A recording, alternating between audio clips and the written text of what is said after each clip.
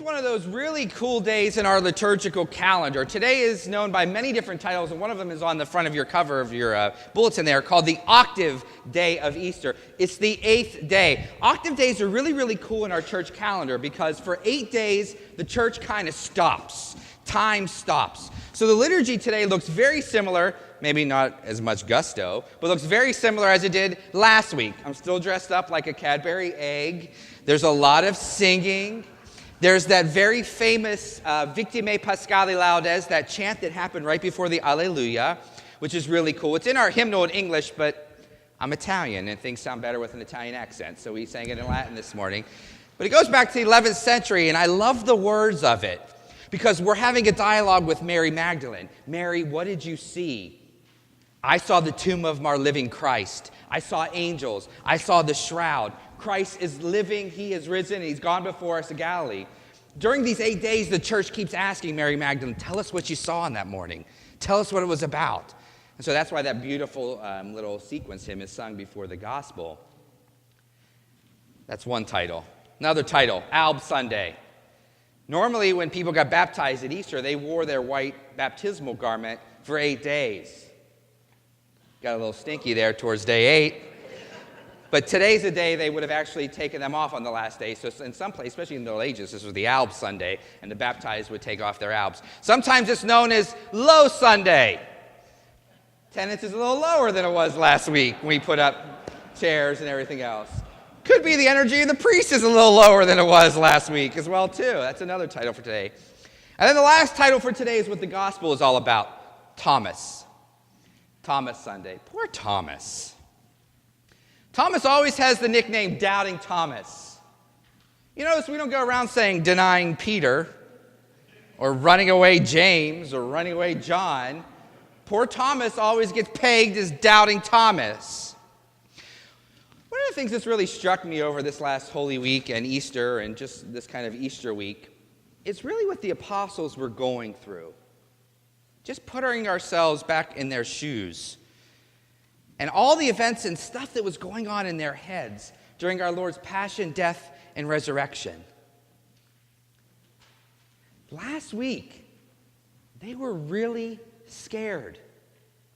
That's how the gospel opens up, right? They were behind locked doors for fear of the Jewish authorities. They were following Jesus for 3 years. They ate with him, they slept with him, they watched him do miracles. They watched him come into Palm Sunday and being heralded as the Messiah, and now all of a sudden, he's crucified, he's tried by the Romans, he's brutally scourged, and he's dead. And now they're worried and freaking out that they would get it next. If you notice in the story, when Jesus appears to them on Easter evening, Thomas is not there. We all know that. Thomas wasn't there. But have you ever asked yourself the question, why? I love to kind of make up those whys, right? Why?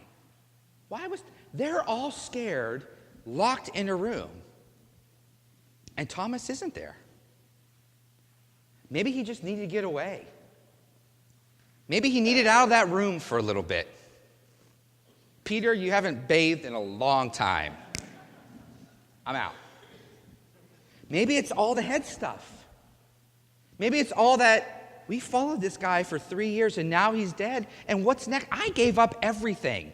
I gave up my livelihood. I stepped away from my family. I'm walking this walk with him and now he's dead. What do I do now? Maybe he needed to get out of the room and walk the streets just to try to clear his head. We have no idea why Thomas wasn't there. He just wasn't. But I bet you from our own human experience, we can decipher why he wasn't there. Because in some way, shape, or form, we've all been Thomas. We've all been in that locked room pressure cooker. Then he makes his way back in. Head swirling with all these thoughts. And he shows up, and they're all in tears beaming. What's going on? We just saw Jesus. Are you kidding me?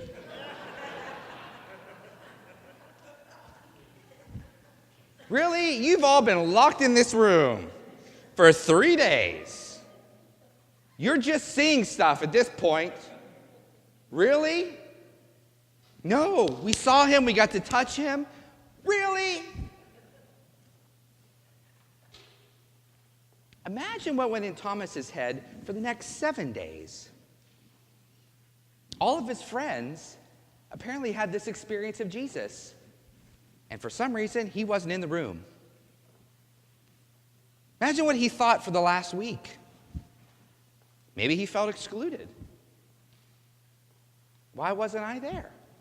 Jesus couldn't wait another 15 minutes till I got back? We always peg him as doubting, but when you look at the story and you just think of yourself in his shoes, he's the most human of the group.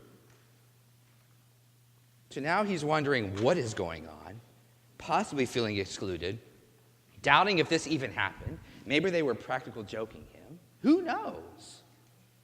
All of those feelings are in his heart and his head.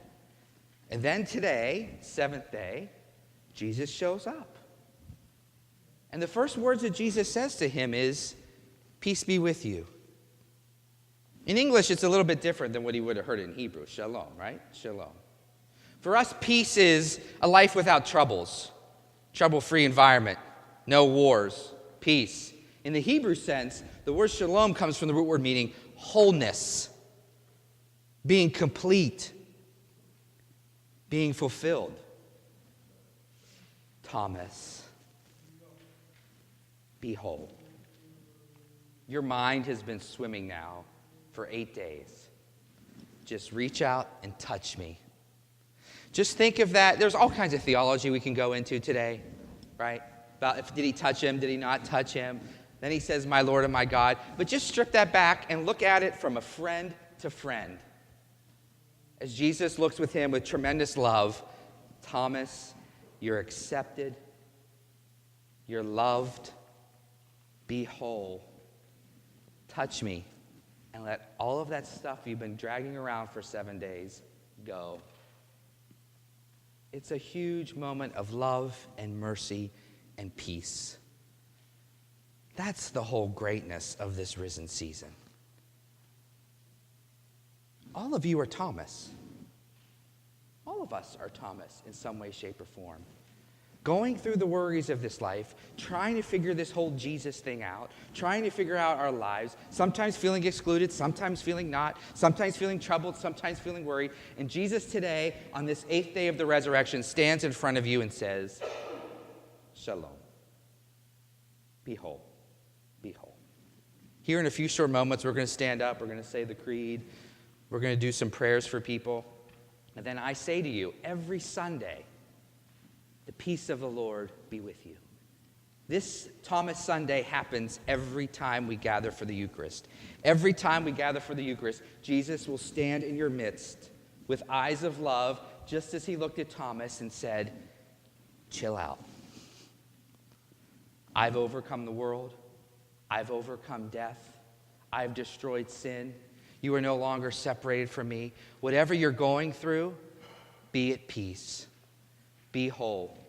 Reach out and put your hands in my wounds and in my side. No matter what you've done, where you're at, you're loved. I love you, and everything is okay." That's the good news of the resurrection. So when you hear the words today, "May the peace of the Lord be with you," allow yourself to be Thomas. Whatever you've been dragging around, lay it at his feet. And then when you come receive the Eucharist, when you get to touch his hand and his side and his risen body in the Eucharist, be Thomas who says, "My Lord and my God." Putting all the stuff away and realizing he has overcome the world. No matter what's going on in your life, the resurrection has beat it and triumphed over it. And you are loved, and now be at peace.